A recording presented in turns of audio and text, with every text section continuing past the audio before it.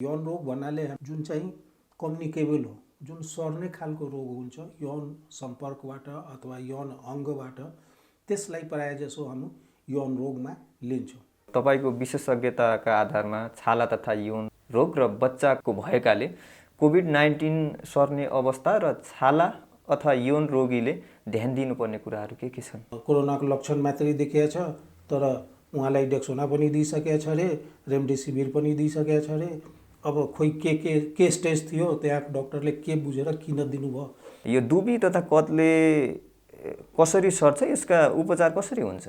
महिला प्रेग्नेन्ट छ, कोभिड भइसकेको छ, अनि if she give deliver a बेबीलाई अहिलेसम्म सरेको देखिएको छैन। तपाईँ लामो समयदेखि क्रियाशील वीर अस्पतालमा हैन, तपाईले बुझेको जस्तो प्राइभेट अस्पताल, सरकारी अस्पताल र वीर अस्पतालले दिने सेवाहरूमा के फरक छ? जनता अहिले बजारमा जाउँ त यस्तो भिड हुन्छ, त्यहाँ जनतालाई मतलब छैन।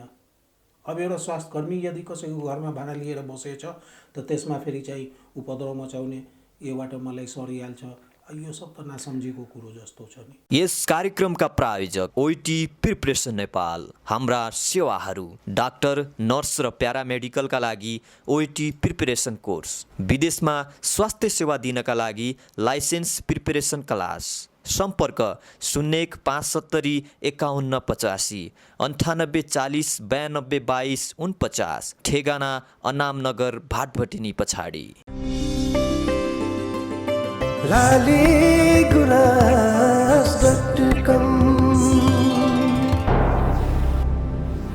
सबै खबर सबैका लागि। नमस्कार अनि हार्दिक स्वागत छ लाली गुराँस मिडिया नेटवर्कमा। म रोहित साई। हामी फरक फरक प्रस्तुति लिएर आउने गर्दछौँ। आज चाहिँ स्वास्थ्य विशेष संवाद तपाईँ समक्ष लिएर आएका छौँ। वीर अस्पतालमा लामो समयदेखि कार्यरत डाक्टर फारूक मिक्रानीसँग आज पछिल्लो समयता कोभिडको अवस्था कस्तो छ र छाला तथा यौन र बालरोगसँग सम्बन्धित कुराकानी गर्नेछौँ। आजको यो भिडियो अन्त्यसम्म हेरिदिनुहोला। डाक्टर साहब, यहाँलाई स्वागत छ कार्यक्रममा। धन्यवाद। आरामै हुनुहुन्छ? ठिकठाक। यो सुरुमा म छाला रोग सम्बन्धी एउटा प्रसङ्ग जोड्न चाहन्छु। तपाईँ छाला रोग विशेषज्ञ भएको कारणले पनि छालाको महत्त्व के छ, मानव शरीरमा कस्ता कस्ता समस्याहरू देखिन्छन् विशेष रूपमा छालामा? छाला भन्नाले एउटा यो शरीरको सबभन्दा ठुलो अङ्गको रूपमा हामी अर्गन हामी भन्छौँ। जसो हामी किडनी एउटा अर्गन हो, हार्ट एउटा अर्गन हो, त्यस्तै छाला एउटा यो अङ्ग हो हाम्रो शरीरको, अनि सबभन्दा ठुलो अङ्गको रूपमा लिन्छ यसलाई। अनि मेन यसले छालाले हाम्रो भित्रको कुरोहरूलाई प्रोटेक्सन दिन्छ। जो भित्र जति हाम्रो भित्रका अङ्गहरू छन् तिनीहरूलाई, मसल्सहरूलाई, बोन्सहरूलाई, अरू जे जति छ नर्भ्सहरू, ब्लड भेसल्सहरू, सबैलाई यसले प्रोटेक्सन दिने हो, बाहिरी तत्त्वबाट प्रोटेक्सन दिने हो। अरू यसको थुप्रै काम छ, जसो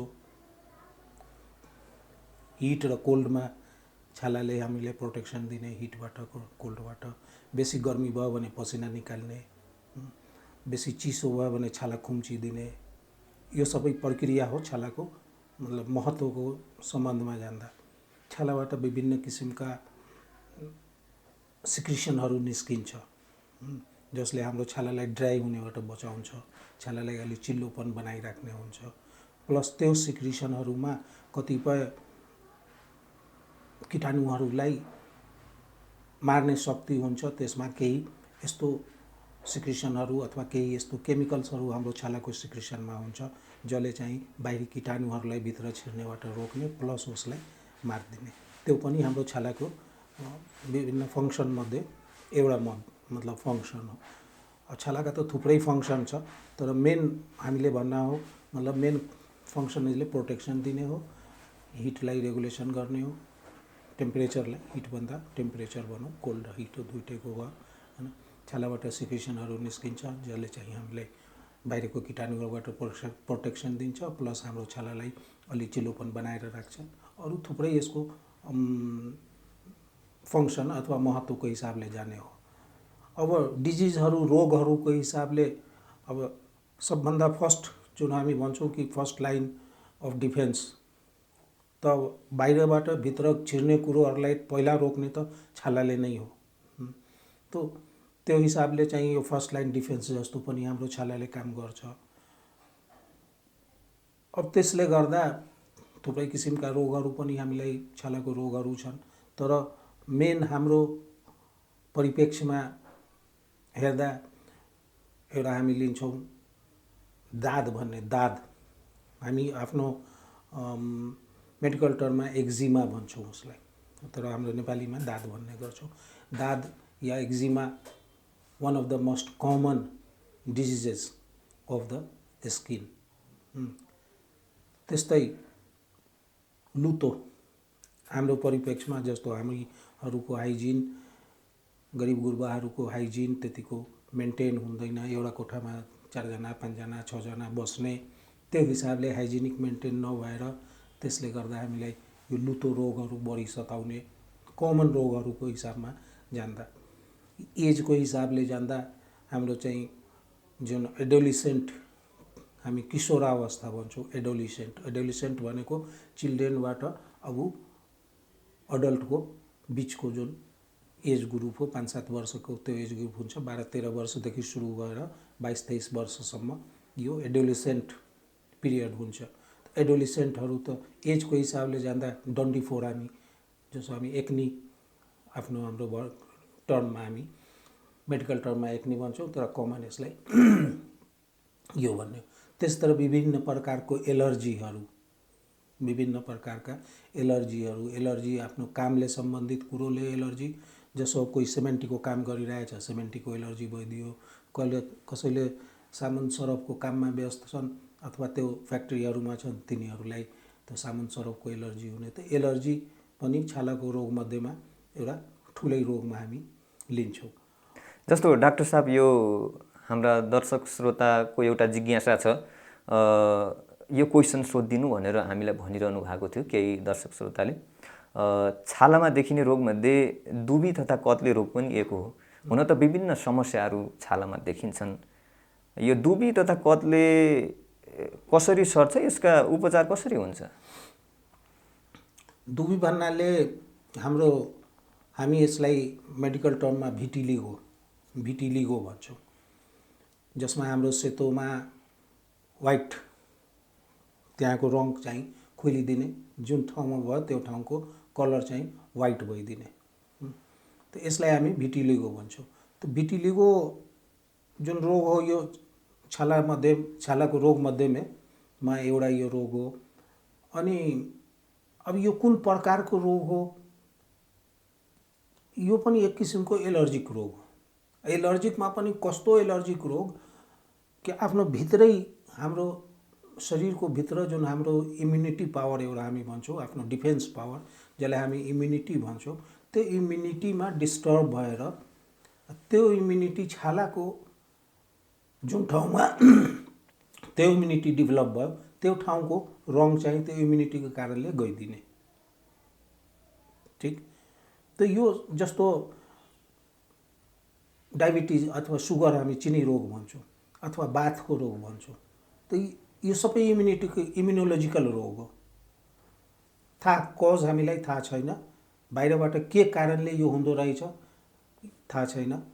आफ्नै भित्र, शरीरको भित्र जुन इम्युन पावर छ त्यसमा डिस्टर्ब भएर जुन अङ्गलाई त्यो डिस्टर्बेन्सले छोयो, त्यो अङ्गलाई इफेक्ट पार्यो। त इम्युनोलोजिकल रोग छालाको अरू थुप्रै रोगहरू छ। One of them is this vitiligo, या हामी के भन्छौँ यसलाई, दुबी। ठिक। त दुबी कसैलाई भयो भने उपचार अलिकति धेरै सेटिस्फ्याक्ट्री छैन, तर यो होइन कि उपचारै छैन।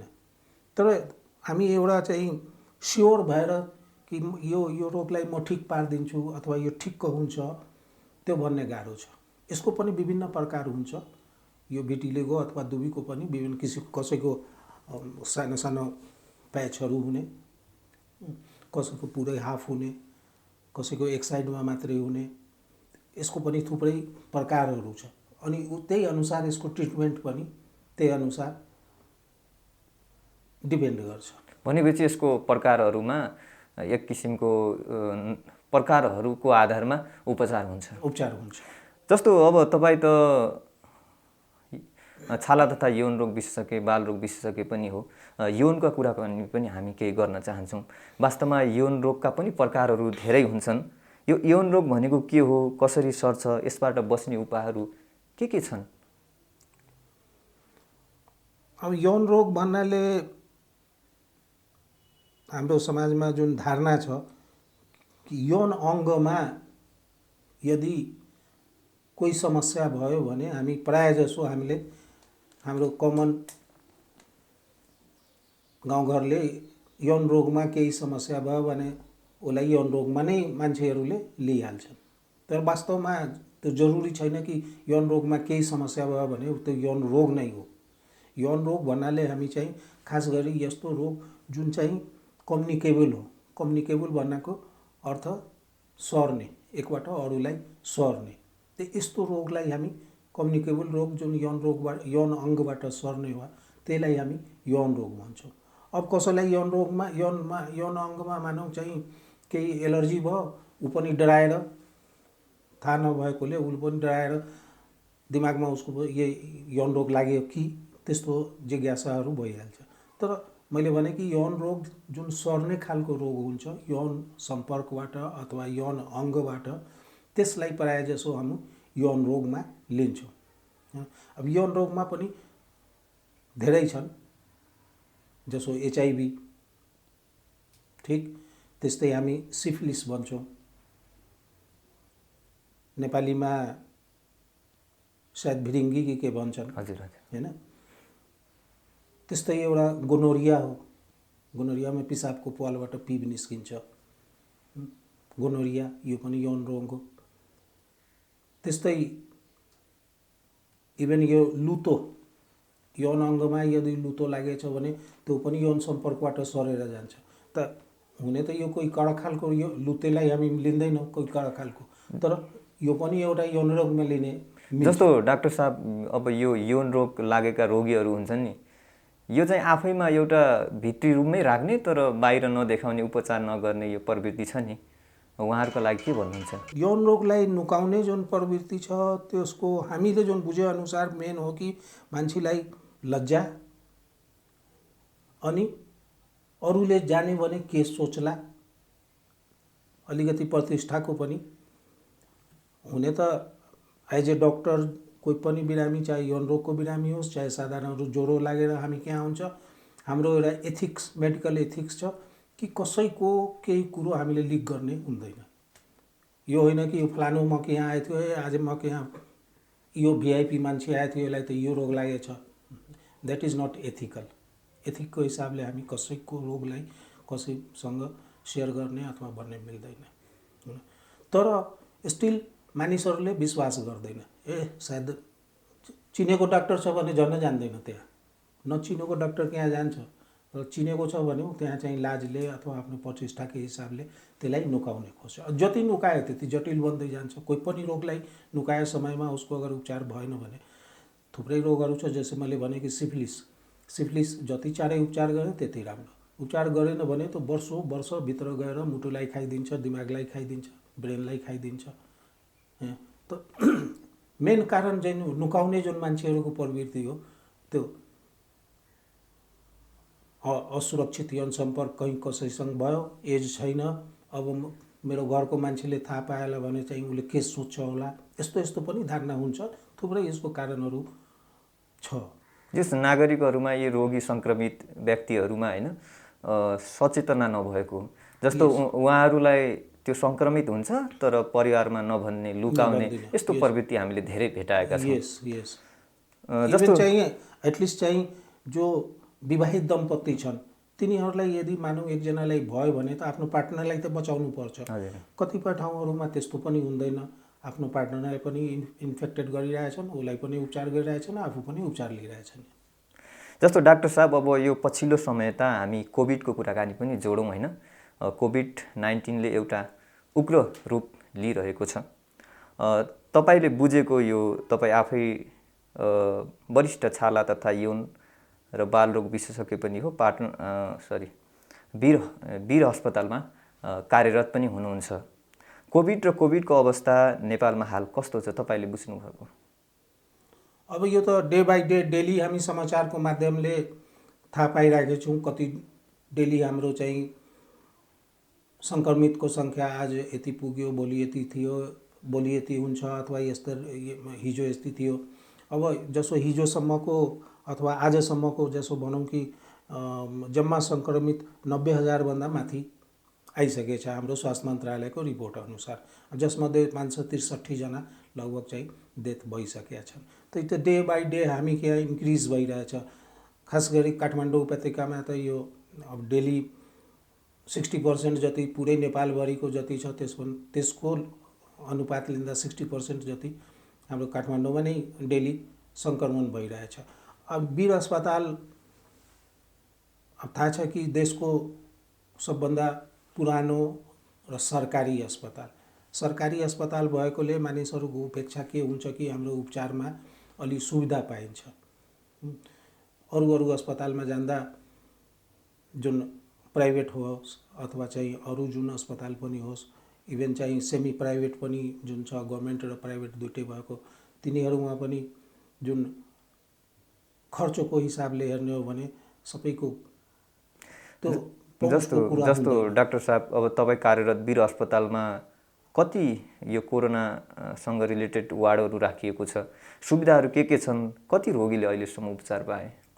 अब वीर अस्पतालमा क्षमता अनुसार हामी 3-4 वार्ड छुट्याइदिएछ, जसमा हामी ओन्ली चाहिँ कोभिड पेसेन्टहरूलाई, पोजिटिभ पेसेन्टहरूलाई त्यसमा राखिरहेछन्।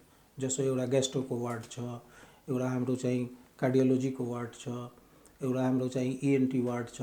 त्यो सबै वार्डहरूलाई छुट्याएर हामीले चाहिँ त्यहाँ कोभिडको लागि मात्रै। अनि खास गरेर गत महिनादेखि जुन हाम्रो पहिलाको जुन बिल्डिङ, पुरानो बिल्डिङ जुन इन्डोर र आउटडोर, इन्डोर भनेको जुन भर्ना बिरामी, अनि आउटडोर त जुन चाहिँ डेली हामी बिरामी हेर्ने हो, त्यो इन्डोर जति छ त्यसलाई सबैलाई हामी चाहिँ कोभिड हस्पिटल भनेर सरकारले त्यसलाई घोषित गरिदिनु भएछ। त्यही अनुसार चाहिँ अब सुविधा जहाँसम्म हो, भेन्टिलेटरको सुविधादेखि लिएर अक्सिजनको सुविधादेखि लिएर लगभग जति ठुला अस्पतालहरूमा अथवा प्राइभेट हस्पिटलहरूमा सुविधा दिन्छ त्यो हिसाबले सबै सुविधा वीर अस्पतालमा छ। भनेपछि वीर अस्पतालमा सबै सुविधाहरू पाइन्छ। अनि सबै हाम्रो डक्टरहरू पनि अफकोर्स सबै चाहिँ त्यहाँ जो कार्यरत हाम्रो डक्टरहरू हुनुहुन्छ उहाँको जुन हाम्रो ज्ञान छ त्यसमा हामीले त शङ्का गर्नै मिल्दैन। ठिक जस्तो यो अन्य रोगीको उपचार गर्दा र कोभिड सङ्क्रमित रोगीको उपचार गर्दा तपाईँले कतिको फरक पाउनुभयो? तपाईँको अनुभव के छ? अब डिपेन्ड गर्छ कि धेरै पोइन्ट्सहरू छ यसमा कि जुन बेला उसलाई कोभिड जुन बिरामीलाई लाग्यो पहिलादेखि कोही रोग उसलाई छ कि छैन, ठिक कति दिन भइसकेछ उसलाई रोग लागेको, रोग लागेछ, कसलाई चाहिँ इन्फेक्सन भइसकेछ, रोग लागिसकेछ तर लक्षण केही देखिरहेको छैन। लक्षण छ भने कुन लक्षण छ? मेन लक्षण यसमा हामीले चाहिँ श्वास प्रश्वासको जुन लक्षण हुन्छ त्यो भयो भने अलि डेन्जर हुन्छ। श्वास प्रश्वास, सास लिन गाह्रो भयो, खोकी लाग्यो, त्यो बिरामीहरूलाई अलि गाह्रो हुन्छ ट्रिटमेन्टको हिसाबले। अनि त्यही अनुसार हाम्रो ट्रिटमेन्ट प्रोटोकलहरू पनि छ। कसलाई रेडमिसिभिर दिने, कसलाई डेक्सोना इन्जेक्सन दिने। डेक्सोना एक किसिमको स्टेरोइड हामी भन्छौँ, एउटा यस्तो औषधि हो जसले चाहिँ आजकल यो कोरोना बिरामीहरूलाई एउटा खास क्याटेगोरीको, मैले भने जसलाई सिम्टम छैन उसलाई त हामी दिँदैनौँ, तर कोही खास सिम्टम देखियो ल यसलाई अब यो स्टेजमा आइसकेछ, स्टेज अनुसार हामी कसलाई डेक्सोना इन्जेक्सन दिने हो, कसलाई रेमडेसिभिर दिने हो, कसलाई अक्सिजन दिने हो। त यो सबै डिपेन्ड गर्छ उसको बिरामी कुन स्टेजमा छ। जसो हामी हिजो अस्ति सुने कि अमेरिकाको राष्ट्रपतिलाई ट्रम्पलाई कोरोनाको लक्षण मात्रै देखिएछ तर उहाँलाई डेक्सोना पनि दिइसकेछ अरे, रेमडेसिभिर पनि दिइसकेछ अरे। अब खोइ के स्टेज थियो त्यहाँ डक्टरले के बुझेर किन दिनुभयो त्यो depends upon the stage and डक्टरको डिसिजनमा। जस्तो डाक्टर साहब, यो तपाईँको विशेषज्ञताका आधारमा छाला तथा यौन रोग र बच्चाको भएकाले कोभिड-19 सर्ने अवस्था र छाला अथवा यौन रोगीले ध्यान दिनुपर्ने कुराहरू के छन्? अब छालामा जुन कोभिडको लक्षणहरू, कोभिडका लक्षण जेनरल जुन लक्षण छ, ज्वरो आउने, रुगाखोकी लाग्ने, जिउ दुख्ने, सास लिने अप्ठ्यारो हुने, यो त जेनरल लक्षण हो। तर छालामा हाम्रो चाहिँ केही लक्षणहरू खास गरेर कोभिड पेसेन्टहरूलाई जुन देखा परेको छ यो गएको 6-7 महिनाको अन्तर्कालमा, छालामा हाम्रो 2-4 वटा सिम्पटम देख्दा हामीलाई अलिकति बेसी अवेयर हुनुपर्छ। यो लक्षण छालाको देखिरहेछ, he might be a patient of COVID. तब छालामा हाम्रो चाहिँ एउटा हाम्रो अब टर्म छ चिल्ब्लेन, हामी भन्छौँ चिल्ब्लेन। चिल्ब्लेन भनेको अर्थ के हो भने जाडो याममा हाम्रो औँला, हात अथवा खुट्टाको औँलाहरू सुनेर चिसो हुन्छ, रङ उसको चाहिँ निलो भइहाल्छ, त त्यो अवस्थालाई हामी चिल्ब्लेन भन्छौँ। त आजकल यो चिल्ब्लेनवाला लक्षण कोभिड पेसेन्टहरूलाई देखा पर्न लागेको छ। हामीलाई यसको हाम्रो स्किन डिपार्टमेन्टले उसको नामै राखिदिएछ कोभिड टोज। टोज भनेको खुट्टाको औँला, त्यसलाई हामी फिङ्गर्स, हातको औँलालाई फिङ्गर भन्छौँ अनि खुट्टाको औँलालाई हामी टोज भन्छौँ। त खास गरी खुट्टाको औँलामा औँला सुनेर आउने, त्यसको रङ रातो अथवा निलो भइदिने, त त्यसलाई हामी कोभिड टोज भनेको विशेष गरी कोभिड पेसेन्टहरूमा दिएको छ। त्यस्तै एउटा कन्डिसन छ हामी लिभिडो रेटिकुलेरिस। लिभिडो रेटिकुलेरिस त्यो के हुन्छ कि जसो जाली हुन्छ नि, जाली यसो यसो, त जाली जस्तो त्यो छालामा र्यास निस्किन्छ, रातो रातो कलरको, धर्सो धर्सो, कोही यता गइरहेछ कोही यता गइरहेछ, क्रिस क्रस गरेर त्यो र्यास, रातो रातो र्यास खास गरी खुट्टाहरूमा, यो तिघ्राहरूमा यस्तो यस्तोमा निस्किन्छ। त्यो पनि एउटा कोभिडको लक्षणमा, स्किनको लक्षणमा लिइन्छ। अब यो सबको कारण अरू पनि थुप्रै छ, जसो ब्लिस्टरहरू, फोका, पानी फोका जस्तो निस्किदिने, कसलाई खटरा मात्रै निस्किदिने, कसलाई चाहिँ हामी अर्टिकेरिया भन्छौँ, जसलाई हामी के आमेसमा हामी अर्टिकेरियालाई के भन्छौँ त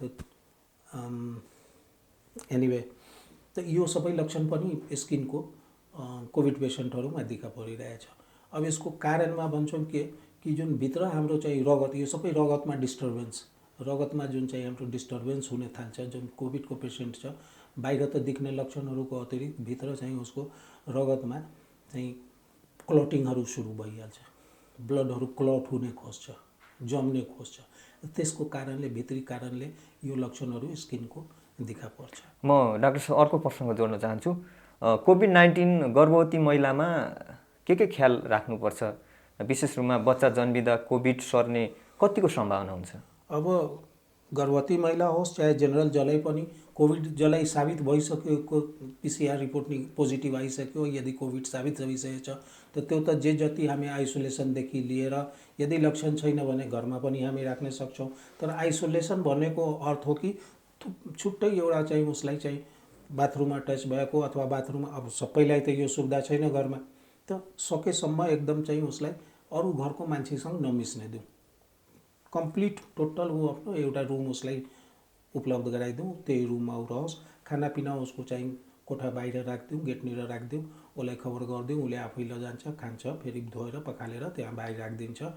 टोयलेट जो चाहिँ यदि छुट्टै टोयलेट छ भने नो प्रब्लम, यदि चाहिँ कमन टोयलेट छ त कोभिड पेसेन्टले युज गरिसकेपछि आफै उसलाई जति सक्दो सेनिटाइज गरिदिनु पर्यो, प्लस घरका मान्छेहरूले सबै सावधानी लिएर त्यो टोयलेट सरसफाइ। त यो त जम्मा चाहिँ हामी जुन चाहिँ जेनरल पेसेन्टको, त्यो हामीले कोभिड प्रेग्नेन्सी पेसेन्टको पनि त्यही सेम गर्नु पर्यो।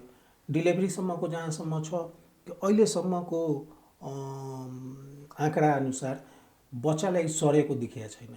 यदि महिला प्रेग्नेन्ट छ, कोभिड भइसकेको छ, अनि if she give deliver a बेबीलाई अहिलेसम्म सरेको देखिएको छैन।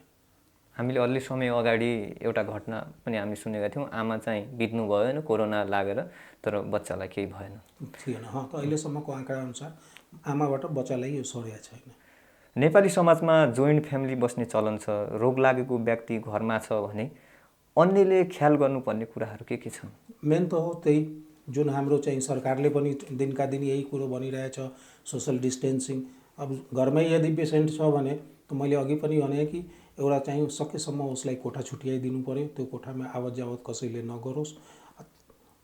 खानपिनदेखि लिएर सबै उसको ढोका बाहिर राखिदेऊ, औषधिदेखि जे जति, अनि उसलाई चाहिँ खबर गरौँ, ऊ आफ्नो लिन्छ खान्छ। प्लस पेसेन्टलाई पनि हामी इन्स्ट्रक्सन होस् कि उसले पनि आफ्नो जति सेनिटाइज गर्ने सक्छ सेनिटाइज गरौँ, मास्कको प्रयोग गरौँ। इभन घरमा यदि बिरामी छ भने हामी घरका अरू फ्यामिली मेम्बरले पनि मास्कको प्रयोग गरौँ, मिसेर नबसौँ, डिस्टेन्सिङ घरका मान्छेहरूले पनि डिस्टेन्सिङ गरेर बसौँ। अनि दिनमा दुईचोटि तीनचोटि गरेर जसो हामी सेनिटाइज गर्छौँ त्यो सेनिटाइजको सबै ख्याल राखौँ। जस्तो डाक्टर साहब, तपाईँ लामो समयदेखि क्रियाशील वीर अस्पतालमा होइन, तपाईँले बुझेको जस्तो प्राइभेट अस्पताल, सरकारी अस्पताल र वीर अस्पतालले दिने सेवाहरूमा के फरक छन्? अब अघि पनि भने कि वीर अस्पताल हाम्रो सरकारी अस्पताल भएको कारणले पुरै देशभरिबाट बिरामीहरू एउटा आश लिएर आउँछन्।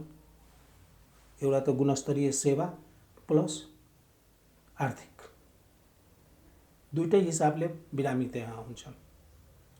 जे जति हामी गर्ने सक्छौँ यसमा आफ्नो सेवादेखि लिएर सरकारले सबै त्यहाँको जुन सेवाहरूमा शुल्क लाग्ने हो त्यो बाहिरबाट धेरै कम हो।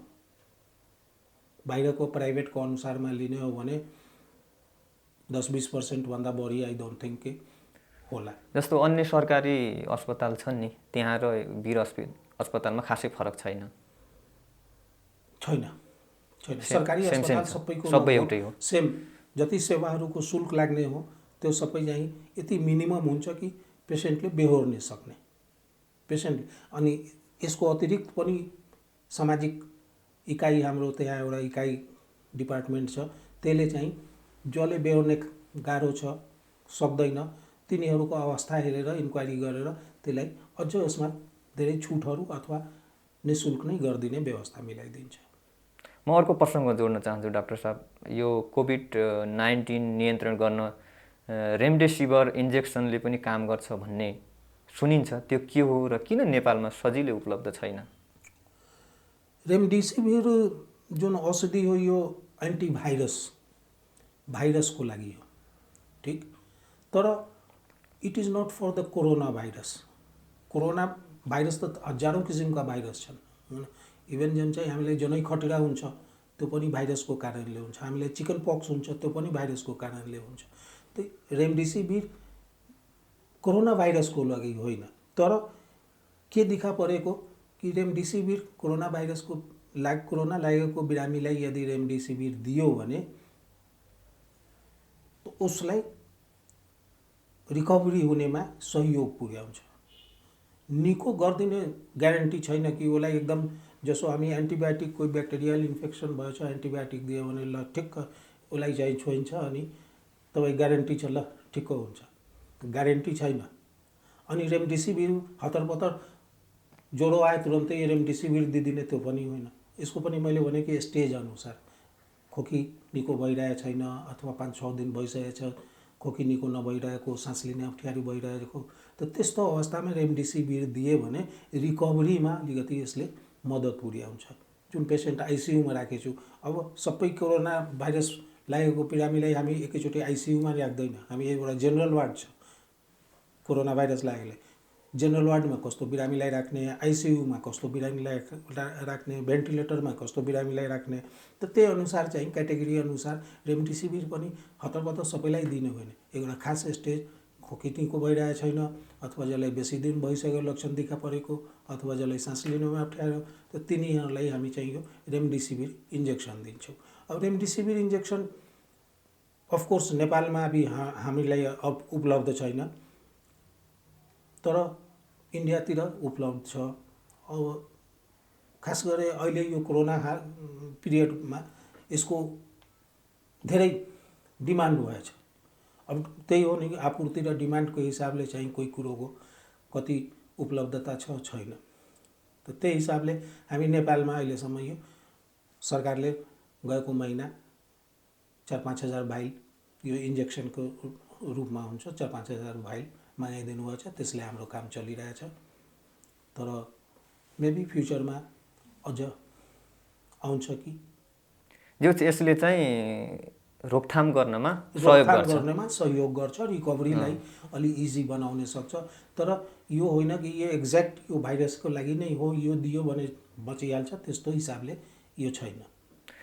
यो छ नि, पछिल्लो समय त नेपालका अस्पतालमा कार्यरत स्वास्थ्य सेवीको लागि सरकारले सुविधा नदिने र स्थानीयले गरेका व्यवहारले संस्कार नराम्रो बसेको छ भन्ने सुनिन्छ होइन। यो सबैले हामीले बुझेका छौँ।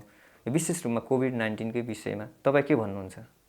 अब सरकारले त समय समयमा स्वास्थ्य कर्मीहरूलाई, खास गरेर जुन स्वास्थ्य कर्मी कोरोना बिरामीको उपचारमा अथवा हेरचाहमा अथवा उसको डायग्नोसिसमा संलग्न छन्, तिनीहरूलाई त भत्ता दिने बार बार घोषणा गरिसकेका छन् सरकारले, दिइ पनि रहेछ।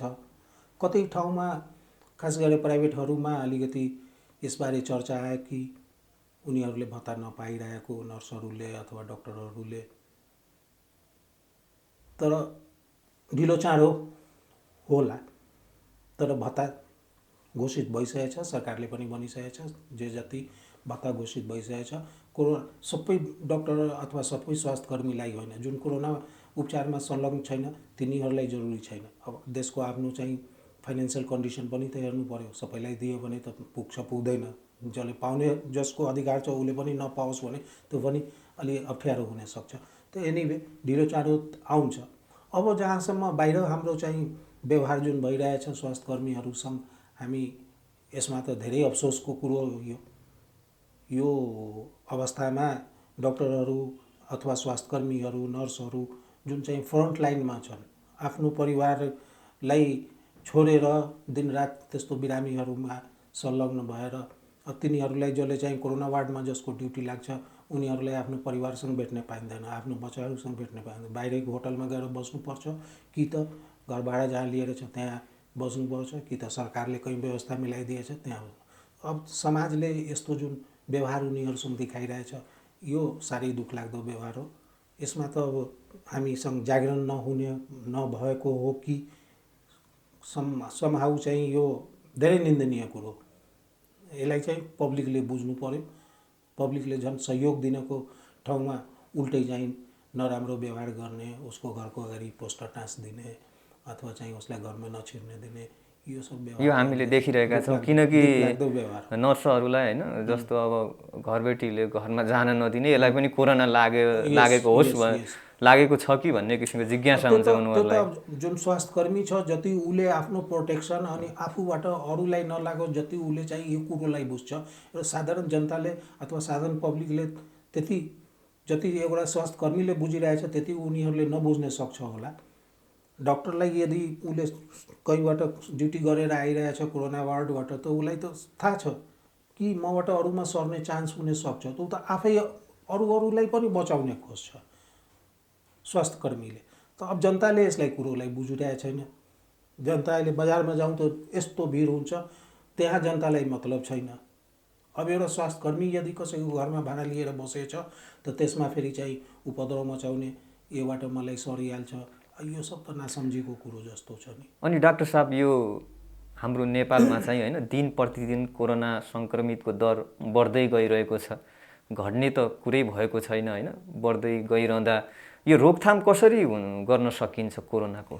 अब विश्व स्वास्थ्य सङ्गठनले अलरेडी यसमा भनिसकेको छ कि यो रोग निको हुने अथवा समाजबाट जाने रोग होइन, यो समाजमा बस्ने रोग हो। अब कहिलेसम्म बस्छ नोबडी नोस। जसो दादुरा छ, दादुरा पनि त भाइरसको कारणले हो, समाजमा छ।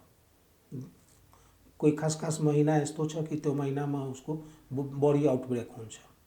त्यस्तै सरकार यो WHO ले यो भनिसकेको छ कि यो कोरोना रोग चाहिँ यो विश्वबाट जाने रोग होइन, टाइममा आउटब्रेक हुने अथवा चाहिँ पिकहरू आउने जाने हुन्छ। आफ्नो केयर आफै गरौँ। जस आफैमा एक किसिमको सतर्कता हुनु पर्यो।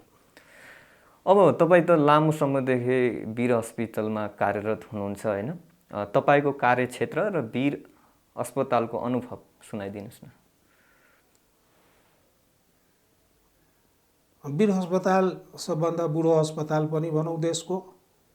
आई थिङ्क कि फर्स्ट हस्पिटल नेपालको वीर अस्पताल हो। अनि सरकारी अस्पताल सबभन्दा ठुलो अस्पतालको हिसाबले पनि, बेडको हिसाबले पनि। अहिले त अझ प्राइभेट हस्पिटलहरू अलिक ठुलो ठुलो भइसकेका छन्, तर आफ्नो स्थापनाकालदेखि वीर अस्पतालले जे जति सेवा दियो अनि दिइरहेछ, कसैलाई चित्त बुझ्छ कसैलाई बुझ्दैन। खास गरेर यसलाई चाहिँ गरिब गुरुवाको अस्पताल बढी भन्छन् मान्छेहरूले। जुन भ्याउने मान्छेहरू छ, हुने खानेहरूले, तिनीहरू वीर हस्पिटलमा जाने मान्दैन। अहिलेको उनीहरू त प्राइभेटमा जाने भइहाल्यो। अहिलेको परिप्रेक्षमा धेरै प्राइभेट हस्पिटलहरू खुलिसकेकाले उनीहरूले बरु महँगो परोस् तर म जान्न वीर अस्पतालमा। तर यो हिसाबले हेर्दा चाहिँ यो होइन कि वीर अस्पतालको जुन उपचारको गुणस्तर छ त्यसमा कमी छैन। मेन समस्या कहाँ छ कि लोड बढी, अधिराज्यभरिका बिरामीहरू सबै त्यहाँ पुग्छन् अनि सबैले चाँडै मेरो पहिला होस् त त्यो टाइम अलिकति त्यसमा अलिकति बढी लाग्छ। वीर अस्पतालमा एउटा रोगको लागि तपाईँ जानुभयो भने चाहिँ अब टिकट काट्नेदेखि लिएर डाक्टरको कुर्सी जेलसम्म पुग्दा नै 2-4 घन्टा लागिहाल्छ। त्यसपछि फेरि तपाईँको चाहिँ यदि केही जाँच गर्ने लेखिदियो भने त त्यसको लागि फेरि लाइनमा बसौँ, त्यसको लागि फेरि पालो कुरौँ। यो हिसाबले टाइम त लाग्छ, तर जुन गुणस्तर छ उपचारको त्यसमा कमी हुँदैन। त्यसमा त नो कम्प्रोमाइज। अनि थाहा नै होला कि वीर अस्पतालमा जे जति स्वास्थ्यकर्मी छन् सबै आफ्नो ओहदा अनुसार, आफ्नो ज्ञान अनुसार उच्च छन्। अन्त्यमा भनिदिनुहोस्, अब हामीले केही भन्न छुटाएको प्रश्न होइन, तपाईँको मनमा उब्जेको केही जिज्ञासा छ भने भन्न सक्नुहुन्छ। अब अहिलेको परिस्थितिमा त सबभन्दा चर्चामा रहेका हाम्रो चाहिँ कोरोना नै हो। ठिक, अब कोरोना सबैलाई थाहा छ कि this is a virus. Virus त मैले भने हजारौँ किसिमको भाइरस छ हाम्रो समाजमा। हजारौँ किसिमका त रोगहरू नै हामीले भाइरस रोग, मैले जसो भने हजुरलाई कि यो इभन चाहिँ फ्लू जुन हामीलाई रुगा लाग्छ, साधारण रुगा लाग्ने हो त्यो पनि त भाइरसले नै हो। अब यसैमा कोही भाइरस खतरा बढी गराइदिने। अब फ्लूले, साधारण फ्लूले त खतरा, 1-2 दिन फ्लू लाग्यो, जिउ दुख्यो, औषधि लियो, ठिक भइहाल्यो। त्यस्तै यो कोरोना भाइरस त्यही भाइरस मध्येको एउटा भाइरस हो, तर सबभन्दा यसको चाहिँ डरलाग्दो जुन पक्ष छ यसको कि त्यो हो चाहिँ यसले चाहिँ जब यदि कडा सिम्टम दिखाइदियो त ज्यानै लिइदिने। हामी यसको नामै चाहिँ यो भाइरसको नाम जुन दिएछौँ सार्स, SARS, सडेन, यसले सडेन एक्युट रेस्पिरेटरी सिन्ड्रोम, एकैचोटि चाहिँ यस्तो रेस्पिरेटरी भने सास प्रवासको समस्या अनि सडनली भइदिने। यो होइन कि अब बिस्तारै बिस्तारै आउँछ। मलाई ज्वरो लागिरहेछ बिरामीलाई 2-4 दिनदेखि यदि कोरोना छ, अरू केही छैन, ज्वरो मात्रै आइरहेछ, एक्कासी 2-4 दिनपछि सासको समस्या भइदिन्छ। अनि यस्तो एक्युट भनेको एकदम कडा स्वरूप लिएर आउने, यस्तो एक्युट हुन्छ, सडनली भइहाल्छ अनि सास प्रवास भइदिन्छ। अब त्यसमा चाहिँ भेन्टिलेटर नभएका ठाउँहरूमा त कतिपय बिरामीहरूले ज्यानै गुमाउनु परेछ। भेन्टिलेटर भएका ठाउँहरूमा पनि यदि पेसेन्टको, मैले भने 2-3 वटा अवस्था, धेरै उमेरको पेसेन्ट छ, पहिलादेखि कोही रोगहरू लागिरहेछ, त तिनीहरूलाई सम्हाल्ने अलिक गाह्रो नै हुन्छ। त यो कोरोना चाहिँ हामी सबभन्दा सरल पनि छ, सबभन्दा जटिल पनि छ। यसलाई बुझ्नै गाह्रो भइरहेछ। मानिसहरूले दिनका दिन हाम्रो काठमाडौँमा 1500, 1600, 1800 केस आइरहेछ, तापनि मान्छेहरूले चेतिरहेको छैन। बजारमा जाउँ, यसको सबभन्दा जुन हामी प्रत्यक्ष प्रमाण हेर्ने हो बजारमा जाउँ। यदि मान्छेहरूले चेतेको छ, डराएछ भने बजारमा ननिस्किनु पर्यो। तर त्यहाँ त यस्तो भिड हुन्छ, मान्छेहरू कसैले मास्क लगाएछ, कसैले मास्क लगाएछ भने यहाँ झुन्डी मात्रै रहेछ, त्यो पनि सबै चेतनाको कमी हो। त्यो भनेको अर्थ कि समयको अनुसार जे समयको डिमान्ड छ त्यही अनुसार जाउँ। अहिले यो कोरोना रोगले जुन परिस्थिति ल्याइदिएछ त्यो अनुसार हामीले जुन सरकारले पनि दिनरात गरिरहेछ, आफ्नो केयर आफै गरौँ। त्यो केयरमा 2-4 वटा कुरो त मस्ट छ। मास्क अवश्य लगाउँ, डिस्टेन्सिङ गरौँ, हात चाहिँ धोउँ अथवा सेनिटाइज गरौँ, अनावश्यक चाहिँ बाहिर ननिस्कौँ, बेलामा नजाउँ, यो कुरोहरूमा विचार गरौँ। स्वास्थ्य विशेष संवादमा आइदिनु भयो, यहाँलाई धेरै धेरै धन्यवाद। हस्, धन्यवाद सर, नमस्ते।